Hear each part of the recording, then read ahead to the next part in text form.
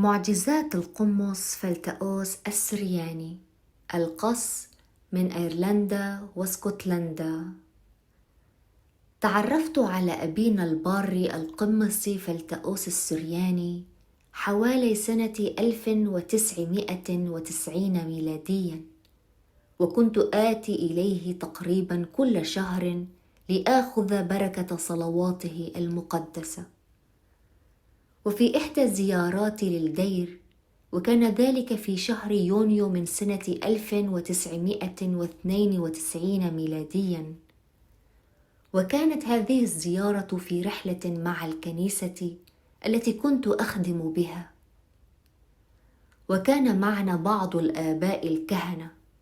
وعند وصولنا إلى دير السرياني فوجئنا بوجود أبينا الباري القمصي فلتأوس السرياني واقفا خارج باب الدير، فذهبت مع الآباء إليه لكي نأخذ بركته، وإذ بقدسه يمسك يدي ويقول للآباء الكهنة: أبونا أهو، أبونا أهو، وهو يشير بيده علي، وكان متهللا وفرحا جدا.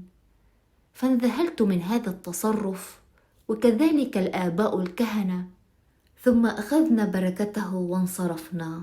وفي سنة 1995 ميلادي عرض علي الكهنوت، فأخذت خطيبتي وذهبنا إلى قدس أبينا القمصي فلتأوس السرياني، وعرضت على قدسه موضوع ترشيحي للكهنوت، ولكنه لم يهتم بالموضوع، وقد قال لي: يا خويا أنت هتترسم في أقل من 24 ساعة.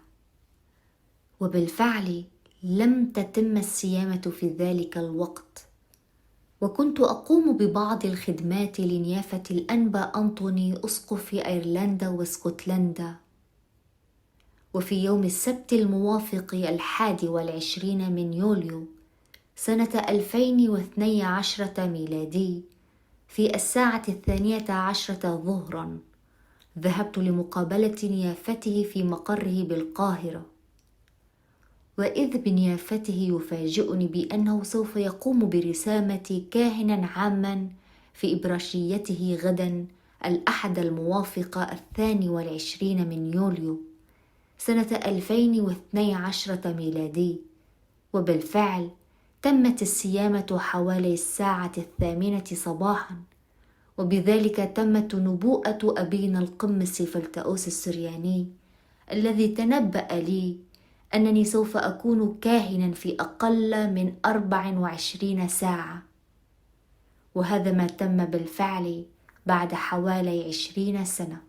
فكل الشكر لربنا وإلهنا ومخلصنا يسوع المسيح وقديسه العظيم أبينا القمصي فلتأوس السرياني، الذي كشف لي المستقبل، وكأنه يرسم لي خطة حياتي بكلماته الطاهرة النقية.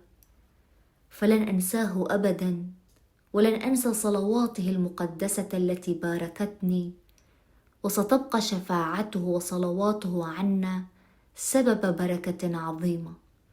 ولإلهنا كل المجد إلى أبد الآبدين، آمين.